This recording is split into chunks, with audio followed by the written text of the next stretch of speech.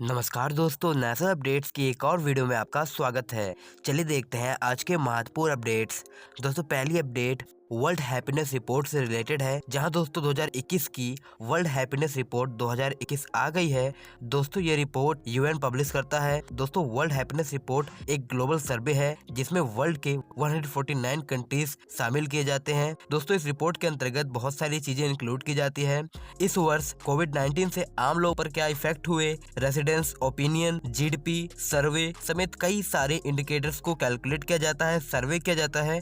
उसके बाद रैंकिंग निर्धारित की जाती है। दोस्तों इससे देश के अंदर पॉवर्टी, कौन से देश में कैसी लाइफ लोगों को मिल रही है, कौन लग्जरी लाइफ जी रहा है, इन सब का पता लगता है। दोस्तों अकॉर्डिंग टू दिस सर्वे इस लिस्ट में टॉप पर फिनलैंड है, दूसरे नंबर पर डेनमार्क है और तीसरे नंबर पर स्विट्जरलैंड है। लगभग दोस्तों टॉप 10 में ज्यादातर देश यूरोप के हैं। और बात करें दोस्तों तो चाइना इस लिस्ट में 84th रैंक पे है।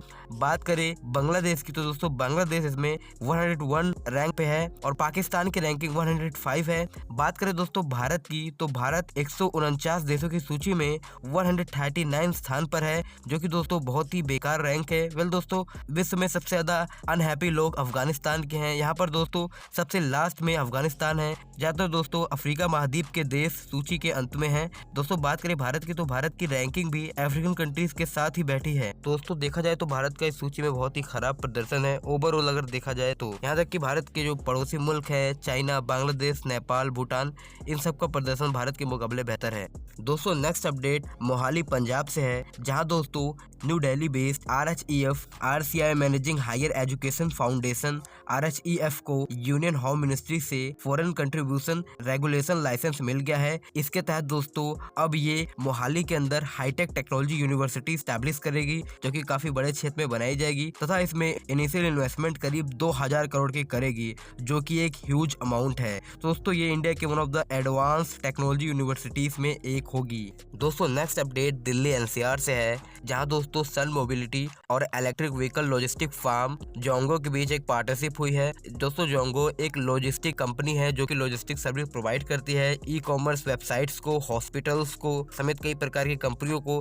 दोस्तों ये इलेक्ट्रिक व्हीकल्स का यूज करती है अपने कुरियर सर्विस में। बात करें दोस्तों तो सन मोबिलिटी की तो ये इलेक्ट्रिक व्हीकल्स की बैटरी प्रोवाइड करती है तथा चार्जिंग स्टेशन प्रोवाइड करती है। इसने कई जगह स्वैपिंग स्टेशन बनाए हैं। दोस्तों स्वैपिंग स्टेशन सन मोबिलिटी ने IOCL इंडियन ऑयल के पेट्रोल पंप्स पे स्टैब्लिश किए हैं तथा ये गाजियाबाद, नोएडा, दिल्ली, गुरुग्राम इन क्षेत्रों में स्वैप पॉइंट इसने बनाए हैं। दोस्तों यहाँ पर battery replacement, battery maintenance, charging ये सारी सुविधाएं इलेक्ट्रिक व्हीकल्स को दी जाती है। दोस्तों अभी जोंगो 120 इलेक्ट्रिक व्हीकल्स ट्रांसपोर्टेशन सर्विस के लिए यूज करती है। अब इसने प्लान बनाया है कि इस साल के अंतिम तक ये 500 इलेक्ट्रिक व्हीकल्स को यूज करेगी लॉजिस्टिक सर्विस के लिए।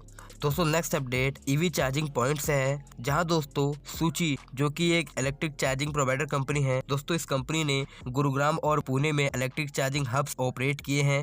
दोस्तों ये कंपनी लिथियम अर्बन टेक्नोलॉजी और फोर्थ पार्टनर एनर्जी के साथ एक ज्वाइंट वेंचर कर रही है। इसके तहत ये public electric vehicle charging points बनाएगी। ये charging points Hindustan Petroleum Corporation के रिटेल आउटलेट्स पर स्टैब्लिश किया जाएगा। दोस्तों कंपनी ने कहा है कि ये charging network tier 1 cities, tier 2 cities और नेशनल हाईवेज पर स्टैब्लिश किया जाएगा। यहाँ पर हर सेगमेंट के व्हीकल्स जैसे कि 2 व्हीलर, 3 व्हीलर, बस, कार, इन सब को चार्ज किया जा सकेगा और वो भी कम टाइम में। दोस्तों नेक्स्ट अपडेट इंडियन GDP से रिलेटेड है, जहां दोस्तों मोडीज एनालिटिक्स जो कि एक बड़ी एनालिटिक्स कंपनी है, एक बड़ी फाइनेंशियल कंपनी है US की। दोस्तों इसने भारत की GDP का 2021-22 का एस्टिमेशन लगाया है। इसके तहत इसने कहा है कि करीब 2021-22 में भारत की GDP ग्रोथ रेट 12% की हो सकती है।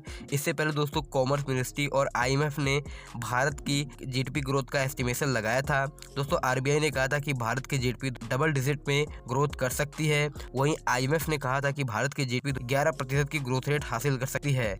दोस्तों विश्व में सबसे ज्यादा GDP ग्रोथ रेट भारत की हो सकती है 2021-22 में। वहीं दोस्तों सितंबर से दिसंबर तक अगर देखा जाए तो इस क्वार्टर में भारत की GDP लगातार 2 बार नेगेटिव होने के बाद पॉजिटिव हुई है। करीब 0.4% की ग्रोथ रेट देखी गई है। और हाल ही में दोस्तों आपको मैंने बताया था कि भारत के अंदर जो इलेक्ट्रिसिटी कंजप्शन है वो पीक पर आ गया है, जो ये दर्शाता है कि भारत की GDP रिकवरी के अलावा ग्रोथ कर रही है, यानी कि रिकवरी पहली हो चुकी है, अब हमारी GDP ग्रोथ मोड में आ गई है। दोस्तों नेक्स्ट अपडेट इंडियन रेलवे से है, जहां दोस्तों रेल मंत्री पीयूष गोयल जी ने कहा है कि हम रेलवे स्टेशन के रीडेवलपमेंट को प्रायोरिटी दे रहे हैं। पीपीपी मॉडल के तहत 123 रेलवे स्टेशन रीडेवलपमेंट के कार्य को प्रोसेस कर रहे हैं। दोस्तों Indian railway station development corporation ने 63 रेलवे स्टेशन रीडेवलपमेंट का कार्य कर रही है। रेल मिनिस्टर ने कहा है कि करीब 123 रेलवे स्टेशन को रीडेवलपमेंट में करीब 50,000 करोड़ का निवेश इतने की जरूरत है तथा इन रेलवे स्टेशन की रीडेवलपमेंट में इंडियन रेलवे तथा स्टेट गवर्नमेंट दोनों को फाइनेंशियल सपोर्ट देना पड़ेगा। दोस्तों बात करें तो इन रेलवे स्टेशन को हाईटेक तरीके से विकसित किया जाएगा। इसमें हबीबगंज, गांधीनगर, न्यू दिल्ली समेत कई सारे रेलवे स्टेशन है। मैंने आपको इससे पहले भी कुछ के मॉडल्स दिखाए थे। इंडियन रेलवे नए मॉडल्स बना रही है तथा उसको डेवलप करने की बात कर रही है। दोस्तों बात करें गांधीनगर रेलवे स्टेशन की, तो इसके रीडेवलपमेंट में 74% कॉस्ट इंडियन रेलवे और 26% कॉस्ट गुजरात गवर्नमेंट उठाएगी। दोस्तों गांधीनगर रेलवे स्टेशन में 5 star hotel, real estate development समेत कई प्रकार की मॉडर्न लग्जरियस फैसिलिटीज डेवलप की जाएगी, जो कि बहुत ही ज्यादा एक्सपेंसिव है। तो इसके लिए दोस्तों इनमें टाइम बहुत ज्यादा लगेगा और इनके रीडेवलपमेंट से पहले ऑनलाइन इवेंट ऑर्गेनाइज किए जाएंगे, जहां पर लेटर फॉर क्वालिफिकेशन इसके लिए ऑनलाइन शो आयोजित होंगे, जिसमें मॉडल दिया जाएगा और जो कंपनी बनाने के लिए उत्सुक होगी वो अपना क्वालिफिकेशन भेजेगी। जो भी इंडियन रेलवेज जिन कंपनी को क्वालिफाई करेगा वो इनका डेवलपमेंट करेगी और इंडियन रेलवेज और स्टेट गवर्नमेंट पैसा आवंटित करेंगे इन कंपनियों को। दोस्तों next update NHAI national highway authority of India से है, जहां दोस्तों NHAI ने प्लान बनाया है कि नेक्स्ट 5 ईयर में करीब 600 नए एमटीडीज का डेवलपमेंट करेगी, जो कि करीब टोटल 3000 हेक्टेयर के लैंड में बनाया जाएगा अलोंग द हाईवे। इसके लिए दोस्तों हाईवे के किनारे 600 लोकेशंस आइडेंटिफाई की गई हैं। इन 600 लोकेशंस पर NHAI पीपीपी मॉडल के तहत world class retail, food court, restaurant, medical service, banquet hall, recreational facilities, retail area for local arts and craft तथा इमरजेंसी यूज के लिए हेलीपैड्स का निर्माण करवाएगी।